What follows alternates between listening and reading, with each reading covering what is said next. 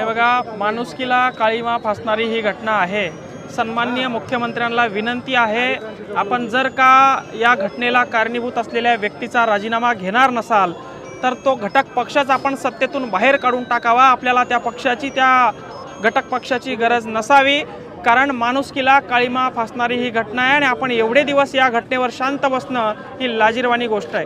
भाषणामध्ये आपण ओरडून सांगत होता की आम्ही न्यायासाठी लढू, आम्ही सत्तेसाठी लढू, आम्ही गोरगरीब कष्टकरी बांधवांसाठी लढू। मात्र ज्यावेळी गोरगरीब कष्टकरी जनतेवर अन्याय होतोय, आपण शांत का आहात? आपला या पाठीमागे काही रोल आहे का, असा देखील संशय जनतेला यायला लागलेला आहे। म्हणून आरोपींना तात्काळ फासावर लटकवणे हे प्रथम कर्तव्य आपलं आहे। फासावर लटकून देखील या परिवाराला, या जनतेला, या समाजाला न्याय मिळणार नाही।